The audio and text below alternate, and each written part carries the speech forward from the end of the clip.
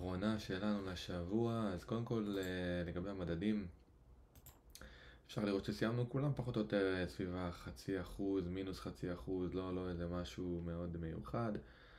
יום בעיקר שהנדסנו אותו לגבי ההודעה שעתידה לצאת היום ב-3:30 שעון ישראל. חוזרים לסחור כמובן בשעה רגילה, זאת אומרת ישראל מזה את השעון היום וחוזרים לאותם השעות. ואתם לא רואים כאן כלום על המסכים, כי אני רוצה איתכם ביחד באמת בעצם לתרחש את מה שקרה. קודם כל אני כן רוצה לעשות איתכם את העסקה המדהימה שהייתה לנו ב-PSP השעתי. שימו לב לעסקה שיצאה כאן, בעצם קיבלנו נר שחור ונר ירוק, פתחנו כאן פתילית. אם אני אעשה כאן כרגע הילוך חוזר לאזור הזה, אני בעצם רוצה לרדת לנר 5 דקות. אני רואה כאן גאפ 5 דקתי כמובן. באזור הזה נמרכז אותו בצהוב. יש כאן עוד גאפ 5 דקתי. ובעצם אני אשמח שנגיע בעצם לגאפ הזה כדי להמשיך הלאה. בואו נריץ את הגרף ונראה איך זה עובד. אוקיי. בואו נגיד ונכנסנו ממש באזור הזה.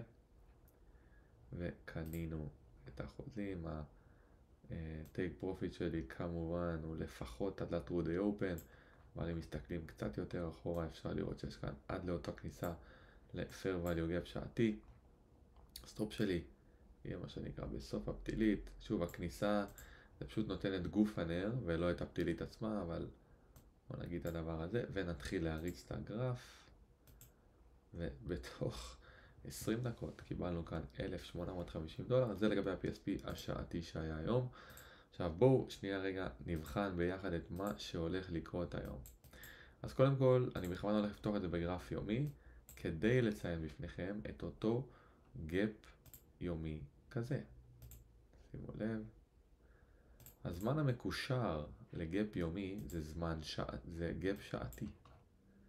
שימו לב שיש גאפ שעתי אחד בתוך כל הגאפ היומי הזה, שאליו אני בעצם רוצה לכוון, שגם הוא נמצא על ה-True Months Open.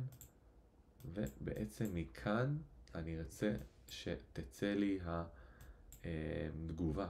אני בעצם רואה את השוק עושה משהו כזה, אולי עם ההודעה של התמ"ג ב3.5, שוב זה לא יבוא, ואז בעצם יורד ולוקח אזורי נזילות משמעותיים הרבה יותר, אולי אפילו עד לאזור הזה, יעד ראשוני ועד לאזור הזה.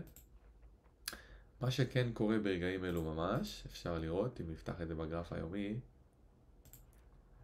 שימו לב שקיבלנו כאן S&T. קיבלנו S&T בין המדדים. זאת אומרת שהנסדק ייצר לנו כאן S&T ברמה היומית, לקח את הנמוך, בעוד ה-S&P לא לקח את הנמוך. אפשר לראות את זה כאן, מה שפתח לנו SMT לעליות, מה שאומר גם ברמת ה4 שעתי קיבלנו כאן SMT. שימו לב, אפשר לראות את זה כאן וכאן. זה התרחיש להיום חברים, סמנו לכם באזור ה-200, 205. זה כרגע התרחיש שאני רואה להיום. שיהיה שבת שלום והמון בהצלחה.